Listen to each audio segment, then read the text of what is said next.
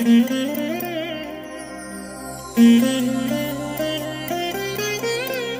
దినం పరము నుండి దిగివచ్చు మాట, ఇది నీ జీవితానికి వెలుగుల బాట, నీ ఒడిలో ఉంచబడిన దీవెనల మూట, అద్భుతాల ఆనంద ఊట.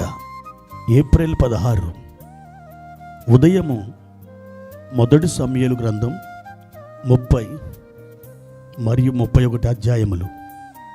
సాయంత్రం లూకా సువార్త 13వ అధ్యాయము 23 నుండి 35వ వచనం వరకు. ప్రియమైన దేవుని బిడ్డలారా, ఈ ఉదయం ప్రభు యొక్క అద్భుతమైన పరలోకపు మంచు మీ పైన కుమ్మరించబడునుగాక. ఈరోజు సంతోష హృదయులై ప్రభునందు మీరు ఆనందించాలని మీ కొరకు ప్రార్థిస్తున్నాను. మీ త్రోవలు సరళము చేయు మన ప్రభు అయిన యేసుక్రీస్తు మీకు ముందుగా సాగి వెళుతున్నాడు. ఆయన మీకు ముందుగా సాగి వెళ్తున్నప్పుడు మీ కార్యములలో, మీ ప్రయత్నములలో, మీ ప్రణాళికలలో, మీ ఉద్దేశములలో నిశ్చయముగా జయము పొందుతారు. ఎందుకని? మీకు ముందుగా వెలుచున్న యేసు ఆయన సర్వశక్తిమంతుడైన దేవుడు. ఈరోజు ప్రభువారు మనకు ఏర్పరిచిన వాక్య భాగాన్ని చదువుకుందాం. ఇర్మియా గ్రంథం 32వ అధ్యాయము 17వ వచనం. యెహోవా ప్రభువా, సైన్యములకు అధిపతియగు యెహోవా అని పేరు వహించువాడా, శూరుడా, మహాదేవా, నీ అధిక బలము చేతను చాచిన బాహు చేతను భూమి ఆకాశములను సృజించితివి, నీకు అసాధ్యమైనది ఏదియూ లేదు. ప్రియమైన దేవుని బిడ్డలారా, అద్భుతమైనటువంటి వాక్య భాగాన్ని ఈరోజు ఉదయకాలం ప్రభువారు మనతో మాట్లాడుతున్నారు. ఆయనకు అసాధ్యమైనది ఏదియూ లేదట. అవును, భూమిని, ఆకాశమును, అందున సమస్తమును, సముద్రమును, అందులో గల సమస్త జలచరములను సృజించిన ఆ దేవుడికి సమస్తమును సాధ్యమే. మీ జీవితంలో ఏ సమస్యలు ఉన్నప్పటికీ వాటన్నిటి నుండి మిమ్మల్ని తప్పించడం ఆయనకు సాధ్యమే. అది ఆయన దృష్టికి అల్పమైనది.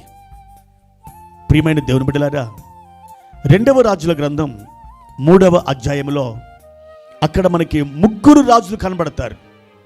ఎదోము రాజు, ఇశ్రాయేలు రాజు, యూదా రాజు. ఈ 3 రాజులు కూడా వారు యుద్ధం చేయడానికి మోయాబు దేశం మీదకి వెళ్తున్నారు. అయితే 7 దినాలు ఆ అరణ్యంలో నడిచారు. వాళ్ళు భయంకరమైనటువంటి నీటి కరువుని, అనగా నీటి ఎద్దడిని ఎదుర్కొన్నారు. వాళ్ళ గాడిదలు, వాళ్ళ గుర్రములు, వాళ్ళ సైన్యం విస్తారముగా ఉంది. ఆ అరణ్యములో ఆ దప్పిక చేత వాళ్ళు చావు బతుకుల మధ్య కొట్టుమిట్టాడుతున్నారు.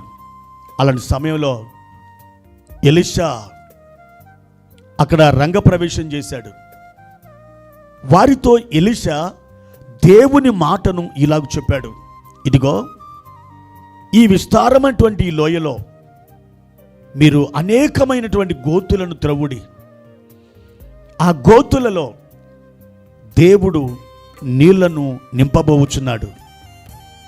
గాలియే కాని, వర్షమే కాని రాకపోయినను ఈ లోయ నీళ్లతో నింపబడును. ఇది యెహోవా దృష్టికి అల్పమే అని ప్రకటించాడు. దానిని విశ్వసించిన ఈ 3 రాజులు, వారి యొక్క సైన్యం ఆ విస్తారమైనటువంటి లోయలో అనేకమైన అసంఖ్యాకమైన గోతులను త్రవ్వారు. గాలి రాలేదు, వర్షం రాలేదు, కానీ ఆ గోతులన్నీ స్వచ్ఛమైన నీళ్లతో నింపబడ్డాయి. ఎలీషా చెప్పాడు, ఇది యెహోవా దృష్టికి అల్పమే. అవును, సమస్తమును సాధ్యం చేసే దేవునికి నీ జీవితంలో ఏ లోటును కలిగి ఉన్నావో, ఏ సమస్యనైతే నువ్వు కలిగి ఉన్నావో వాటిని పరిష్కరించడం, వాటిని తీర్చడం ఆయనకి అల్పమే, అది ఆయనకి సాధ్యమే. ప్రియ దేవుని బిడ్డలారా, ఆదికాండం 17వ అధ్యాయంలో ప్రారంభ వచనాల్లో దేవుడు అబ్రహాముతో మాట్లాడుతున్నాడు. అబ్రహమా, నేను సర్వశక్తి గల దేవుడను. ఈ మాట విన్న అబ్రహాం ఆశ్చర్యపోయాడు. సర్వశక్తి గల దేవుడిగా అబ్రహాముకి ఆయన ప్రత్యక్షమయ్యాడు. అప్పటికి అబ్రహాం 99 సంవత్సరాల ఈడుగలవాడు. శారమ్మ 89 సంవత్సరాల వయసు గలది. వాళ్ళకి పిల్లలు లేరు. కానీ దేవుడు అంటున్నాడు, నేను సర్వశక్తి గల దేవుడను. ఆ మాటను నమ్మారు. అద్భుతంగా 100 సంవత్సరాల వయసు కలిగిన అబ్రహాం ఒక కుమారుని కన్నాడు. ఆ కుమారుడికి ఇస్సాకు అని పేరు పెట్టారు. అవును, పిల్లలను ఇవ్వడం ఆయనకు సాధ్యమే, అది ఆయనకు అల్పమే. ప్రియ సహోదరి, ఒకవేళ ఈ ఉదయకాలం పిల్లలు లేని స్థితిలో ఈ ధ్యానం వింటున్నావా? దేవుడు నిశ్చయముగా నీ ఒడిలో ఒక కుమార్తెను కానీ ఒక కుమారుని కానీ ఆయన ఉంచగలడు. ఆయనకు సాధ్యమే, అది ఆయన దృష్టికి అల్పమే. ఒకవేళ మీరు బంధకములో ఉన్నారా? బంధకములో ఉన్న మిమ్మల్ని విడిపించడం ఆయనకి స్వల్పమే. 430 సంవత్సరాలు ఇజ్రాయేలీలు ఐగుప్తు దేశములు ఉన్నారు. ఫరో యొక్క వెట్టి చాకరి కింద వాళ్ళు నలిగిపోయారు, అనేకమైన దెబ్బలు తిన్నారు. కానీ దేవుడు మోషేను పంపించి అనేకమైన అద్భుతాలు జరిగించి ఫరో యొక్క మెడలు వంచి ఆ ఇనుప కొలిమి కలిగిన ఆ దేశముల నుండి, ఆ బంధకాలలో నుండి తన ప్రజలను విడిపించుకొని ఆయన తీసుకుని వచ్చాడు. ఈరోజు నీ బంధకాల నుండి నిన్ను విడిపించడం ఆయనకు అల్పమే. నమ్ము, తప్పకుండా ఈ కార్యాన్ని నువ్వు అనుభవించి తీరుతావు, నువ్వు పొందుకొని తీరుతావు. ప్రభు కృప నీ మీదకి దిగివచ్చునుగాక. ప్రియమైన దేవుని బిడ్డలారా, లాజరు చనిపోయి 4 దినములైంది. అతడు సమాధిలో ఉన్నాడు. అతని బాడీ దుర్వాసన, కంపువాసన కొడుతుంది. కానీ ప్రభు లాజరు అని పేరు పెట్టి పిలిచి ఆ లాజర్ని బ్రతికించారు. అవును, చనిపోయిన ఒకరిని లేవనెత్తడం, బ్రతికించడం ఆయనకు అల్పమే. ఒక్కసారి ఈ సన్నివేశాలతో మీ సమస్యలు పోల్చుకొని ప్రభువుని విశ్వసించి, నా జీవితంలో కూడా నా దేవుడు కార్యం జరిగిస్తాడు, అద్భుతాలు చేస్తాడు, నా జీవితంలో ఉన్న కొండలు పర్వతాలు ఇట్టే తొలగిపోతాయి, ఆయనకు సాధ్యమే, ఇది ఆయన దృష్టికి అల్పమే అని నమ్మి నీవు విశ్వాసంలో ఒక అడుగు ముందుకు వేయి. తప్పకుండా ఒక గొప్ప కార్యాన్ని నువ్వు అనుభవిస్తావు, అనుభవించి తీరుతావు. ప్రభు కృప మీకు తోడైనగాక.